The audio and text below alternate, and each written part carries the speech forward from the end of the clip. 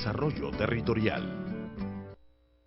¿Qué tal? Buenos días. Vamos a hablar acerca de más de 200 millones de dólares que se están dando a micros, pequeños empresarios, así como agricultores a través de el Consejo Nacional de Registro. De eso hablamos hoy en República.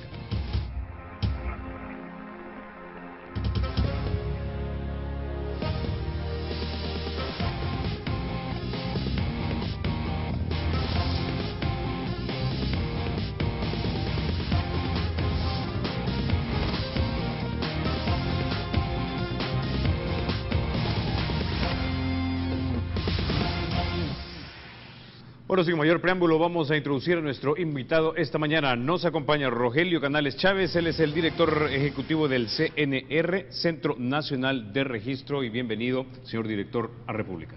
Muchísimas gracias, Carlos. Un placer estar con el Canal 33, Canal 7 y con usted en particular. Bueno, muchísimas gracias, señor Canales. Conversemos un poco acerca de esto que está afectando a nuestro país, la sequía. Sabemos que se han canalizado más de 200 millones de dólares a través del Centro Nacional de Registro. ¿Cómo opera esto? Bueno, el año pasado inauguramos lo que es el registro de la propiedad de garantías mobiliarias. Esta es respondiendo a una ley que así es su nombre, Ley de Garantías Mobiliarias, y tiene por objeto registrar diferentes tipos de garantías que ofrece el sistema financiero nacional, bancario y no bancario, para que pequeños y medianos empresarios puedan acceder al crédito en diferentes formas. Esto comprende garantías que están relacionadas con la producción agrícola, pero también con diferentes actividades empresariales. Y son objetos tangibles e intangibles. Van desde la pertenencia material de cosas muebles, equipos, etcétera, hasta cuestiones de carácter intelectual como propiedad intelectual. Es decir, hay diferentes formas de cómo los que quieren acceder al crédito pueden ofrecer sus derechos como económicamente hablando, como garantía para que las empresas financieras les ofrezcan diferentes tipos de créditos. Ahora, una pregunta, ¿por qué se está canalizando esto a través del Centro Nacional de Registro y no un banco, por ejemplo, un banco estatal o un banco privado? Los bancos son los que ofrecen el crédito a las empresas pequeñas y medianas. También pueden haber situaciones con la gran empresa, pero el CNR es el Centro Nacional de Registros y es donde justamente todos los propietarios de derechos, cualesquiera que sean, llegan a registrar esos derechos a este centro, en donde tenemos 5 registros. El registro de la propiedad inmobiliaria llamada raíces e hipotecas, el registro de comercio, el registro de la propiedad intelectual, el registro catastral y el registro de garantías mobiliarias. Entonces, esta es una entidad del Estado cuya finalidad es garantizar en buena medida los derechos de las personas que son llevados para su inscripción, para su registro.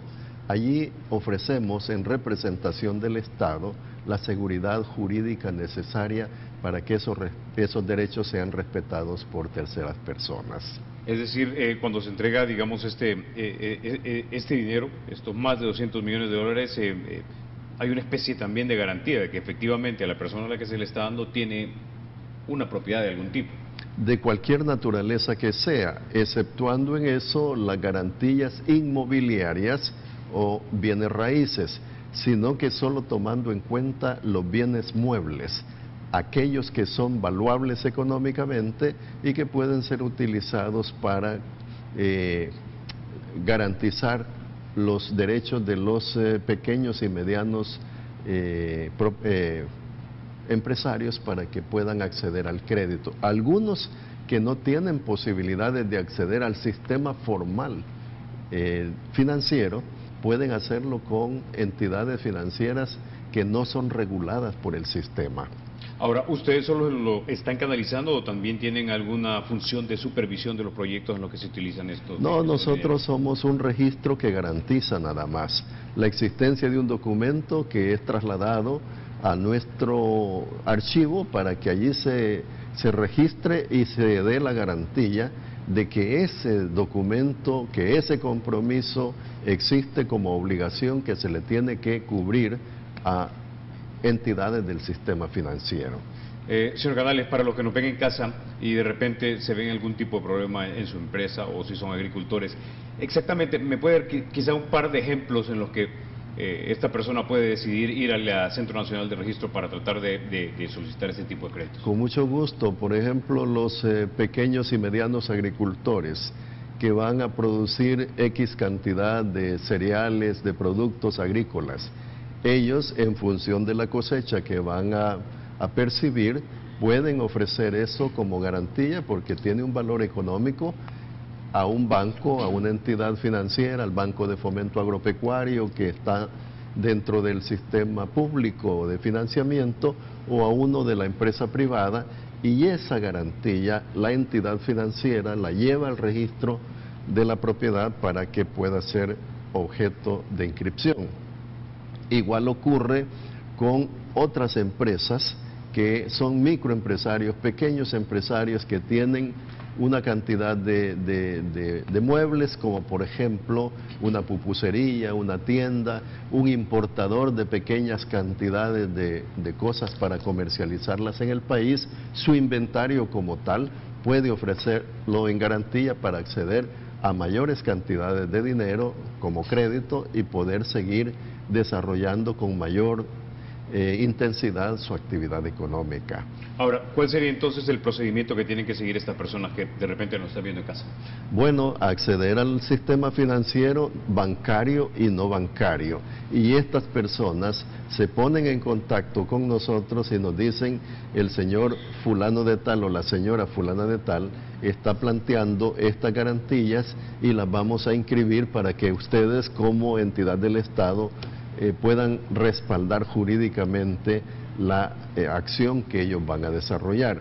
Esto está moviendo, Carlos, la economía del país. Realmente una cantidad de 200, 300 millones circulando en el país es una cantidad importante dadas las condiciones económicas en las que hemos estado en los últimos años. ¿Y la mayoría de este dinero ha sido canalizado hacia pequeños y medianos empresarios y agricultores? La mayoría de ellos efectivamente para pequeños y medianos, pero ojo que no se está descartando que la gran empresa que tiene negociaciones multinacionales en diferentes países europeos o norteamericanos pueden ofrecer sus inventarios, pueden ofrecer sus stocks, sus carteras de crédito, etcétera, etcétera, como garantía para recibir sendos créditos que vengan del exterior y nosotros darle respaldo a esa operación financiera que se hace en gran escala.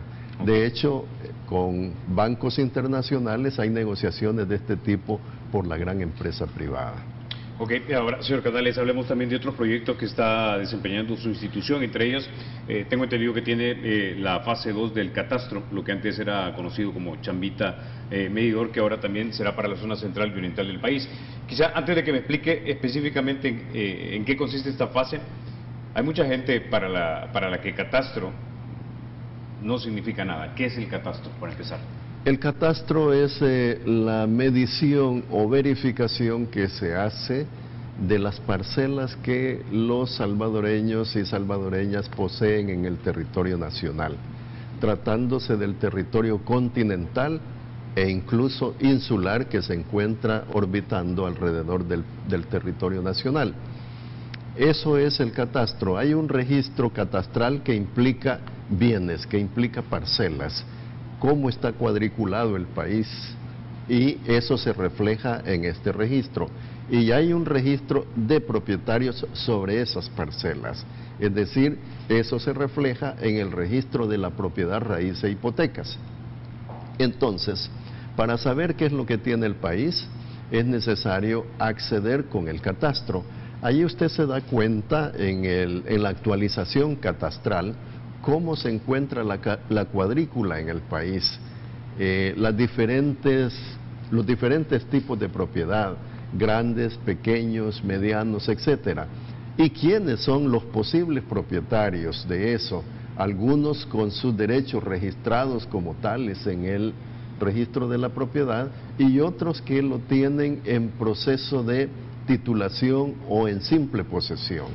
Entonces, allí se descubre cuál es la naturaleza jurídica de la tenencia de la propiedad que yo tengo o de la posesión que tengo, y la necesidad que se pueda desarrollar otro tipo de actividades para poder normalizar mi situación. Ahora, entonces, esto intuyo, básicamente va identificando desde la parcela más chiquita de media manzana hasta el que tiene 50, 60, 70 manzanas de terreno. Ahí está registrada su casa, por ejemplo. Sin que usted se dé cuenta, hay un registro de toda la propiedad urbana y de toda la propiedad rural. Es decir, tenemos allí el registro de toditita la propiedad del país. Algunos con legitimación por parte de los poseedores y otros no. En suma, el catastro sirve para darnos cuenta cómo está el país, y esto responde a un proceso de modernización, es decir, actualizar la seguridad jurídica que debe de tener cada propietario sobre sus parcelas. En razón de inversionistas que quieren venir a invertir al país, quieren conocer cómo está la situación jurídica de los bienes inmuebles del país. Pero además, para realizar operaciones mercantiles de su parte, usted puede perfectamente ofrecer sus bienes como garantía. Ahora, ya despertó mi curiosidad. Esto el estado de la propiedad en El Salvador, después de haber dado una primera revisión, me imagino yo, a lo que tenemos en el país, ¿tenemos una concentración de propiedades en este país? Bueno, déjeme decirle antes que la primera etapa de esto, como usted lo denominó, se le llamaba popularmente como chambita medidor. Y eso cubrió 6 departamentos en el país: Aguachapán, Santa Ana, Sonsonate, La Libertad, San Salvador y La Paz. Ahorita estamos en la segunda fase, que comprende los departamentos de Chalatenango, Cabañas, Cuscatlán, San Vicente y Usulután. Y para la tercera fase, si es que así se le puede llamar, comprenderemos los departamentos de Morazán, de San Miguel y de La Unión. Allí se conoce cómo está la concentración de la propiedad, es decir, los grandes latifundios que están normados por la Constitución, no más allá de 245 hectáreas, dice la Constitución, pero que realmente eso se tradujo alrededor de 500 hectáreas aproximadamente. ¿Por asociación familiar? O por lo que sea. Eso se permitió por la Constitución y en el desarrollo de las leyes secundarias que dieron pie a la reforma agraria que se dio en los años 79-80. ¿Es este un país de pocos propietarios con muchas propiedades? Realmente hubo latifundios en el pasado, terratenientes que tenían grandes extensiones de tierra, pero que la reforma agraria les afectó en medida sus propiedades y les dejó derechos de reservas. Ahora, lo que yo creo es que el país tiene una buena cantidad de minifundios, que son las pequeñas parcelas que no van más allá de 245 hectáreas hacia abajo. Y puede haber propiedad diversa, distribuida entre familiares de distinta forma, que se dio en previo a la reforma agraria como una forma de evasión para que no fueran afectados por la ley de la reforma agraria. Pero en suma, hay una buena cantidad de pequeñas parcelas que fueron resultado del proceso de la reforma agraria, aunque en los últimos tiempos ha habido una especie de concentración nuevamente con personas que han prestado sus nombres y que van buscando la forma de ir concentrando la propiedad sobre la tierra con fines económicos de distinto tipo y haciendo una especie de ilusión a lo que establece la ley para que con diferentes nombres pueda tener un gran señor, una gran señora, la propiedad sobre diferentes bienes que tiene interés. ¿Estamos viendo la reemergencia del latifundio entonces? Puede ser que esté surgiendo la emergencia, el surgimiento de un latifundio con una modalidad diferente, una modalidad nueva, en propiedad de varios propietarios que se han prestado sus nombres para que se pueda dar ese tipo de acción. Ahora, esa concentración de la que habla, me intuyo yo que cuando hablamos de latifundio es solamente propiedad rural, o también hablamos de propiedad urbana. Hay propiedad, usted sabe que sobre eso no hay regulación en la ley salvadoreña. Es decir, usted puede ser propietario de 20 casas de habitación en la ciudad, o de más, o de mesones, o de condominios de diferente tipo, y ponerlos a disposición de la gente para ser rentados en alquiler o bien en un proceso de compra-venta mediante garantía hipotecaria. Aquí hay personas que son propietarios de grandes cantidades de inmuebles en su calidad de casas de habitación.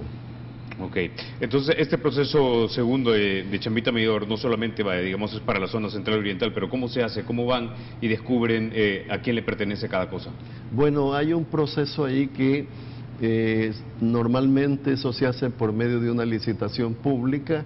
Hay un contratista que es el que desarrolla la labor de verificación en el territorio con todos sus cuadros operativos. Se da un proyecto de divulgación de que va a realizarse en previo ese proyecto y acuden a entrevistas con las personas que poseen los bienes para que les muestren sus documentos que les acreditan como propietarios y sus documentos de identificación, y con eso se cercioran si esa propiedad me corresponde, le corresponde a X, a Y, etcétera, y a partir de eso presentan su informe al CNR. El CNR manda sus cuadros operativos a la confirmación de eso para tener seguridad plena de lo que se está diciendo, que es lo que nosotros le llamamos la supervisión de la verificación que se ha hecho.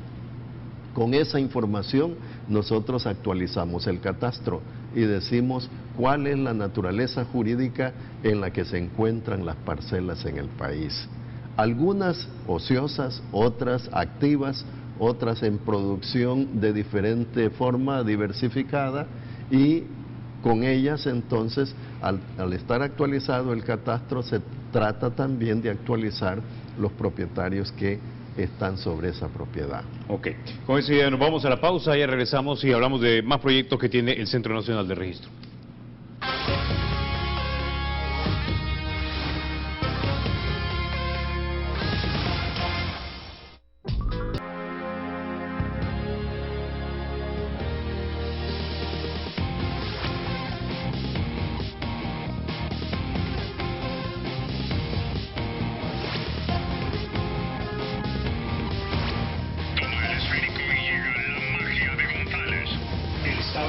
Será siempre libre e independiente y no será jamás el patrimonio de ninguna familia ni persona.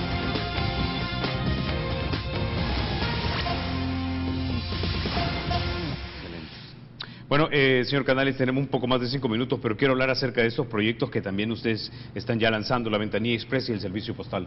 Sí, antes de eso referirme brevemente a la situación de que nosotros tenemos ese registro de garantías mobiliarias como una modalidad informatizada que permite de que usted registre lo que quiere garantizar en cuestión de minutos. Es decir, usted rellena un formulario electrónico, lo revisa, toda la información está correcta, le da clic y el documento está registrado de inmediato. Eso hace de que sean las cosas acorde con los tiempos actuales, modernos. También tenemos nosotros un proceso de descentralización de la actividad de nuestra institución. Hemos inaugurado 2 oficinas regionales de registro, una en Oriente, una en Occidente, San Miguel y Santa Ana, con el registro de comercio que permite acercar el servicio a la comunidad, a los territorios. Y tenemos 11 oficinas registrales en todo el país del registro de la propiedad y del catastro. Y ahorita estamos próximos a inaugurar la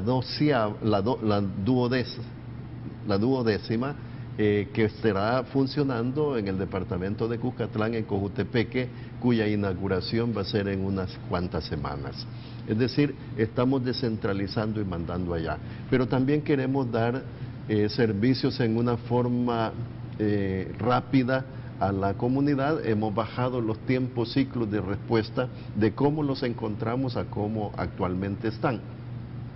Por ejemplo, hay una cuestión que tardaba 16 días, 30 días en darle respuesta al interesado. Ahora ese tiempo lo hemos reducido a 4 días, a 6 días, a 10 días, dependiendo de la naturaleza del documento y de la calidad, la materia de que se trate. Los tiempos, ciclos de respuesta han sido reducidos drásticamente. Pero también tenemos el servicio de la ventanilla express, es decir, usted no quiere esperar 4 días para que se tramite su propiedad en el registro de la propiedad raíz e hipoteca. Y entonces usted paga un servicio adicional, le dan un servicio especializado express para recibir respuesta en menos de 24 horas. ¿Por qué? Porque a usted le interesa registrar su propiedad, porque mañana va a ir a un banco a hacer una operación con ese documento. La ventanilla express tiene esa modalidad, comenzó con el registro de comercio, lo estamos llevando al registro de la propiedad raíz para que se difunde en todo el territorio nacional, en los 12 departamentos donde vamos a estar funcionando. Y también tenemos el servicio postal. Usted no quiere desplazarse hasta el CNR, sino que quiere, desde la comodidad de su oficina o de su casa, pedir de que allí le lleven el documento a su propia oficina y no tiene que atravesar todo San Salvador o venir desde un lugar fuera de San Salvador con el tráfico, con las dificultades, etcétera, la concentración de personas que se hacen el registro. Entonces le podemos enviar también el documento hasta su oficina o hasta su casa, centro de operaciones que usted tenga. Excelente. Bueno, señor Canales, se nos acabó el tiempo, pero no me resta más que agradecerle que haya estado usted esta mañana acá en República para hablarnos de estos importantes proyectos. Ha sido un placer estar con Carlos Toledo en República, que es un bien jurídico, político de mucha importancia para nuestros países. Bueno, muchísimas gracias, señor Canales. Amigos, volvemos en solo minutos. Vamos a hablar acerca de la elección de los magistrados a la Corte Suprema de Justicia. Tenemos acá a los miembros de la organización SOS Justicia. Así que ya volvemos.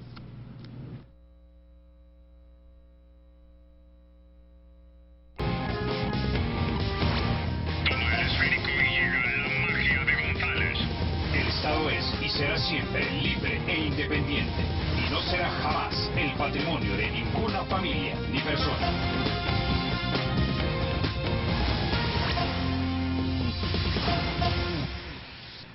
Gracias por continuar con nosotros. Esta mañana también nos acompaña la señora Morena Paredes. Ella es la directora ejecutiva de SOS Justicia. Es una fundación de la sociedad civil que monitorea los temas sociales, políticos, judiciales y de interés general para nuestra República. Doña Morena, es un placer tenerla por acá. Es para mí un placer conocerle personalmente. De verdad que tiene usted un atractivo casi artístico, ¿verdad?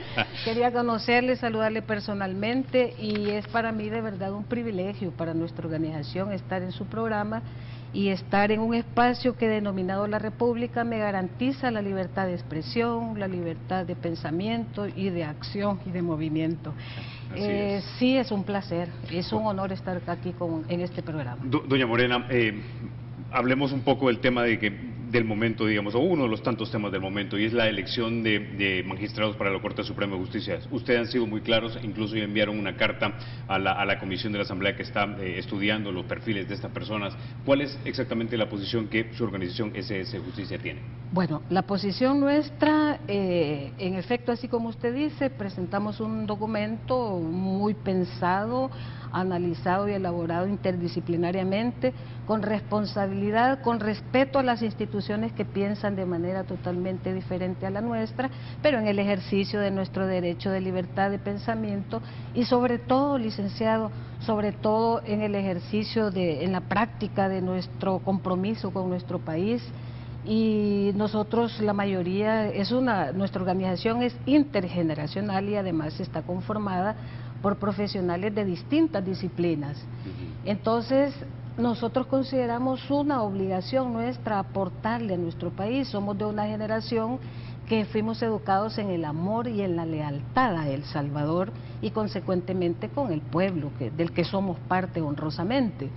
Entonces, el objetivo básico, esencial, el motivo de nuestra participación ha sido el de colaborar con la Asamblea Legislativa, puesto que nosotros somos férreos defensores del sistema de partidos políticos, preocupadísimos por todos los grandes problemas que han estado llevándonos a puntos muy peligrosos a raíz de las sentencias de los 4 magistrados ya de sobra conocidos de la Sala de lo Constitucional, y además aportar otros criterios de elección. Nuestra propuesta tiene unas aristas, unas dimensiones formativas, educativas, que depende de la lectura que se le quiera dar o la interpretación que se le quiera dar. Nosotros confiamos en que hemos sido capaces de trasladar el espíritu y el interés que nos ha movido a participar en este momento, sea realmente interpretado, y si no, pues tendremos tiempo para quien nos lo solicite explicar más ampliamente nuestra posición. En tal sentido, licenciado, nosotros hemos recomendado a la Asamblea Legislativa 12 criterios más de selección. Uno de ellos, literalmente, yo no sé si usted conoce ya esta pieza, pero les hemos pedido en primer lugar, licenciado, que inviertan el tiempo necesario para elegir a los magistrados. ¿Qué le dijera? El grado de poder del que la Asamblea, por mandato nuestro, por delegación nuestra, va a investir a los que sean nombrados como magistrados de la Sala de la Corte Suprema de Justicia, es terrible, y lo hemos visto. Lo que es capaz de hacer una Corte Suprema de Justicia, y más concretamente una Sala de lo Constitucional, atrincherada en el poder que se le inviste. Si le he dicho mala palabra, usted me disculpa, pero la cuestión es que el tiempo, son 9 años del que se van a investir a ellos de un poder que, ya ve usted ahora, está totalmente fuera de control de todo el mundo. Le hemos pedido también elevar sus niveles de exigencia para la selección de los magistrados. Licenciado, no es posible que en el siglo XXI sigamos conformándonos con candidatos que tienen solamente el título de abogado y luego de notario. Y vemos en su currículum vitae que nos llenan páginas de cursos y seminarios y hasta de posgrados que no van más allá de un año de estudio, ¿verdad? Y ellos algunos candidatos se atreven a llamarlos de posgrado. Pero bien, hemos pedido que se exija, que se eleve ese nivel de exigencia y pensar en el perfil que debe tener el magistrado del siglo XXI, no del siglo pasado. Y entonces estamos pidiendo un énfasis en el perfil ético, estamos en el perfil psicológico. Eso es sumamente importante. En los últimos años nos hemos dado cuenta que han surgido una serie de profesionales, de funcionarios públicos con una prepotencia inadmisible y además injustificada, porque a la hora de revisar sus currículum uno se da cuenta que realmente no han ascendido, no han llegado a esos cargos por meritocracia, sino que por esta lacra que venimos arrastrando, que es el compadrazgo y el amiguismo. Hacemos énfasis en el perfil psicológico y luego en el perfil profesional. Desde luego son cargos que a mayores responsabilidades, a mayor niveles de incidencia en la vida de todos los ciudadanos, pues hay que poner más requisitos. No puede ser que estemos confiando tareas de semejante envergadura, trascendencia en nuestro país, insisto, en personas que no han hecho el mínimo esfuerzo por superarse académicamente. Y por otra parte, un perfil cultural.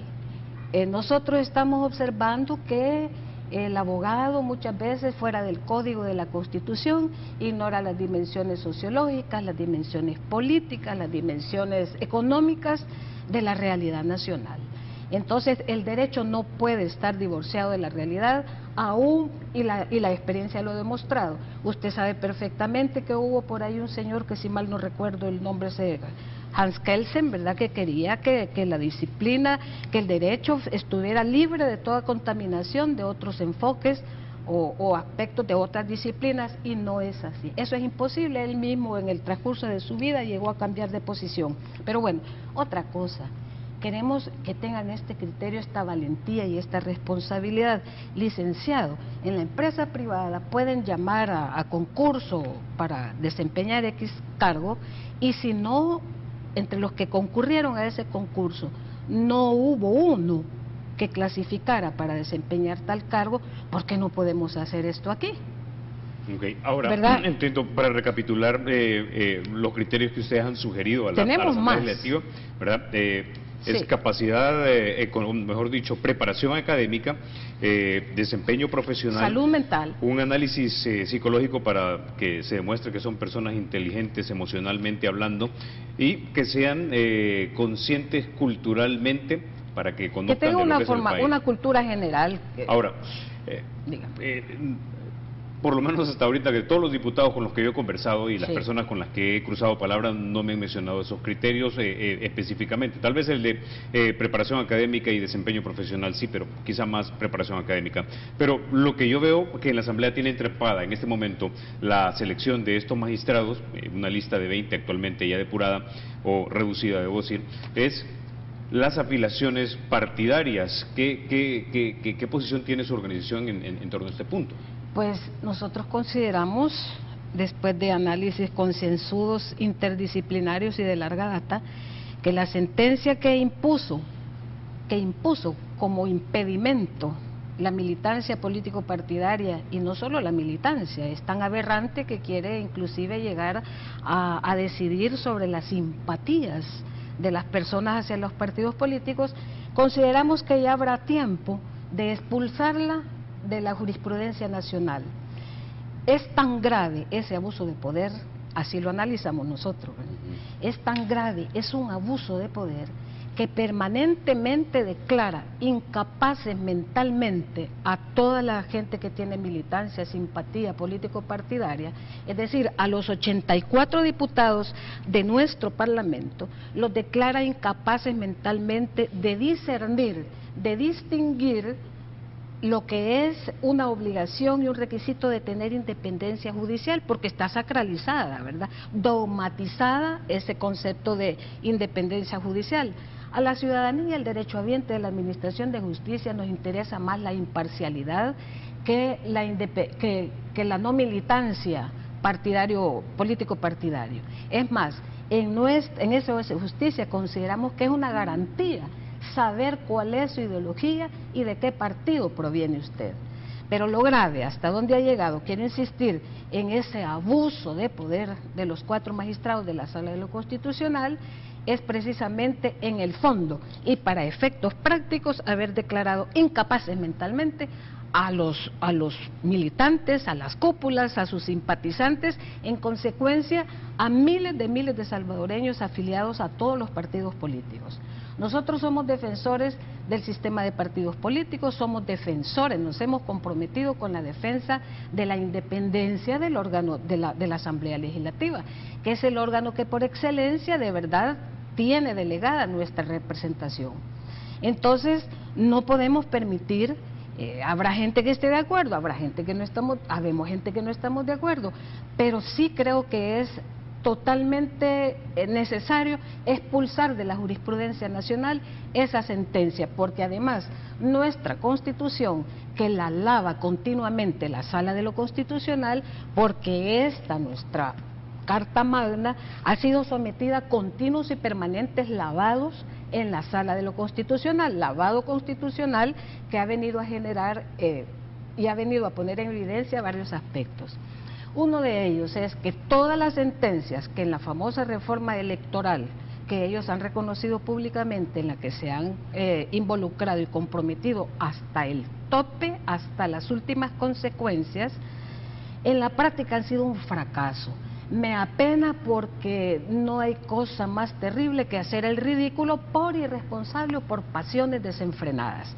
Vea usted, las candidaturas por independientes han sido un fracaso, no tienen arraigo cultural, comprende, me explico, perdón, no tienen arraigo cultural en nuestra cultura política ni en nuestro proceso histórico, no lo tienen. Pero ¿no será eso realmente también una fase? Pero de repente se lo podemos eso de una discusión un poco tal vez más profunda, tal vez no queda tiempo, pero usted entenderá que hay buena parte de la ciudadanía en esta república que entiende que afiliación partidaria es igual a parcialidad si soy electo en un puesto de juez, y que la sentencia de la Sala lo que está tratando de corregir es esto, y mucha gente así lo mira. Sí, y tienen todo el derecho, pero yo también tengo el derecho de verlo diferentemente. O sea, y la desgracia en este país es que el acceso a los medios de comunicación lo tienen totalmente asegurado estas organizaciones que tienen fondos, que tienen recursos, contactos, etcétera. Pero la salvadoreñidad, el otro grupo de la población que pensamos totalmente diferente y que rechazamos los abusos reiterados y los lavados permanentes de nuestra Constitución salvadoreña, casi nunca tenemos espacio. Por eso es que yo estoy contenta de estar en la República, porque si usted me negara este derecho a mí de expresarme, pues no estaría en la República. Bueno, aquí vienen todos, solo los que no quieren venir, y hay unos cuantos por ahí que los invito y nunca quieren venir. Exacto. Mire, el derecho, incluido el derecho constitucional, es una disciplina, humanística, social, es una ciencia social, no es matemática, no es química, no es ciencia exacta, y es un producto de la cultura. Entonces nosotros no podemos estar haciendo o plagiando, que es también una cuestión que tenemos en estudio, comprobar si ha habido la utilización de lo que se llama el derecho comparado, y comprobar con análisis que puedan ser contundentes, ¿verdad? Si lo que estamos siendo víctimas es de la aplicación de constituciones alemanas, de jurisprudencia alemana, o estamos verdaderamente produciendo derecho arraigado, y entre ellos la jurisprudencia, arraigado en nuestra realidad. Usted no puede prescindir ni para conducir este programa, ni para crear este programa, no puede divorciarse del contexto cultural nacional y por supuesto internacional. Pero mire, muchas veces oímos decir, queremos leyes suizas para los salvadoreños, en una actitud que a mí me parece de muy baja autoestima, pero la verdad es que hay razones culturales, hay procesos culturales que explican que no podemos estar injertando de otros países legislación, pensamiento, y además hay una corriente en el derecho que se llama pensamiento crítico jurídico, que es el que deberíamos de analizar y poner en práctica en nuestro país, y precisamente uno de los puntos es ese, que en el derecho latinoamericano, el desarrollo del derecho latinoamericano no se toma en cuenta, sino que siempre estamos copia y pega, como se diría ahora, gracias al doña internet. Morena, mande usted. Quizás volviendo nuevamente al tema de los 20 personas que tenemos actualmente como candidatos en la Asamblea Legislativa, ¿hay algunos que ustedes, digamos, favorezcan porque han revisado su currículum, han conversado con ellos y digan, estos señores son los que deberían ser electos? Hemos hecho lo primero y nosotros diseñamos un perfil y un método de investigación sobre estas candidaturas y de valoración y de evaluación, y definitivamente la base fundamental ha sido el currículum vitae.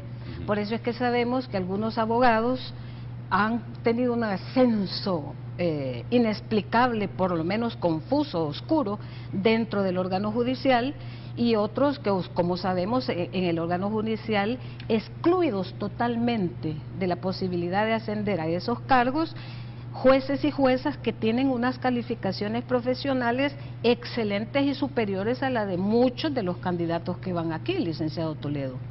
Entonces, eso nos hace, y además por referencias, nos hace obviamente concluir, y además notamos pues que hay unas relaciones aquí de compadrazgo. El órgano judicial está lleno, es un centro, es una institución donde el nepotismo y el compadrazgo existe desde hace años rampante, y allí sigue funcionando. Ahora, bajo los criterios conversar con ellos no queríamos contaminarnos con el contacto personal. ¿En qué sentido? Mire, los seres humanos podemos equivocarnos siempre y varias veces, y en fin, y podría ser que una amistad, una simpatía que surgiera ahí nos contaminara un poquito. Hemos guardado la distancia necesaria y sí hemos partido de los currículums que ellos han y de su récord laboral. Entonces, bajo los criterios de su organización, ¿han identificado ustedes ya los candidatos que ustedes creen son los idóneos? Pues nosotros estamos apoyando al doctor, si los tengo aquí, al doctor Carlos Ernesto Sánchez Escobar. Los criterios están en el documento, las razones, ¿verdad? Al doctor Sergio Luis Rivera Márquez, a la licenciada Paula Patricia Velázquez, a la doctora Dafne Yanira Sánchez de Muñoz, y al licenciado Leonardo Ramírez Murcia. Por contra, estamos impugnando Las candidaturas del licenciado Jaime Mauricio Campos Pérez, ahí exponemos las razones, se las hemos expuesto a los diputados. Estamos impugnando al licenciado Óscar Humberto Luna, que es su real grado académico, hasta donde está registrado, no es doctor, hasta donde está registrado su currículum elaborado por él mismo, supongo, ¿verdad? Y estamos impugnando al licenciado Raúl Melara y estamos impugnando todas las candidaturas de funcionarios públicos, es decir, de personas que actualmente tienen cargo público, la Procuradora General de la República, el director de la Policía Nacional, porque queremos ver en qué medida, y eso le estamos solicitando a los diputados, acabamos con esta glotonería por los cargos públicos, de buenos salarios y de grandes privilegios, ¿verdad? Queremos acabar con ese acaparamiento por las mismas personas. Licenciado, estamos cansados, esa población que no viene a los canales de televisión, entre ellos eso es Justicia, de que siempre son los mismos candidatos. Se les critica a los diputados por lo mismo y está sucediendo lo mismo en el órgano judicial. Pareciera que el país, que el Estado va a derrumbarse si no ocupan esos cargos las mismas personas que nos admira, que hoy pueden ser ministros de Agricultura y Ganadería y mañana procuradores de derechos humanos o gente del derecho de información, o sea, han andado paseándose por todos los cargos de este país. En el fondo creo que queda claro que el objetivo nuestro es democratizar el acceso a esos cargos. Okay. Democratizarlos, por supuesto, cumpliendo los requisitos de la Constitución y las exigencias de nosotros. Tenemos que irnos a la pausa, señora Paredes, quizás solamente hacer una pequeña precisión, porque fue un desliz de lengua suyo. Es el director de la Academia Nacional de Seguridad Pública el que estaría, y no el director de la Policía Nacional Civil. ¿Ah? ¿Un qué me dijo? Un pequeño desliz. De lengua, algo de lengua, bueno, exactamente. Un lápiz. Sí. Nada más porque el comisionado Ramírez Landaverde no creo que esté aspirando a ser magistrado de la Corte Suprema de Justicia. No, del Instituto de la Información. Y él es Jaime Campos. Sí, él es exactamente. Jaime Campos, sí, bueno, Jaime Campos. Vamos a la pausa y ya regresamos.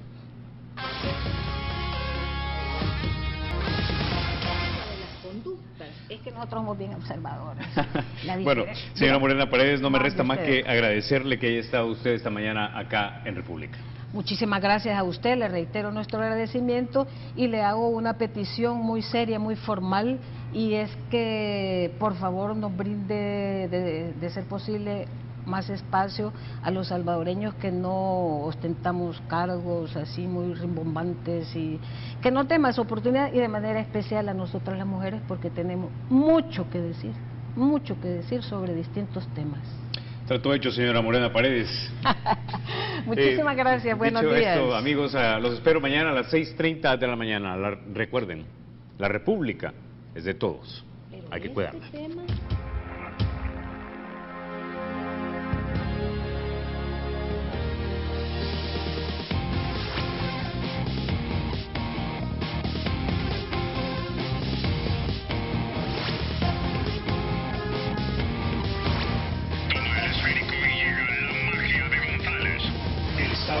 Será siempre libre e independiente y no será jamás el patrimonio de ninguna familia ni persona.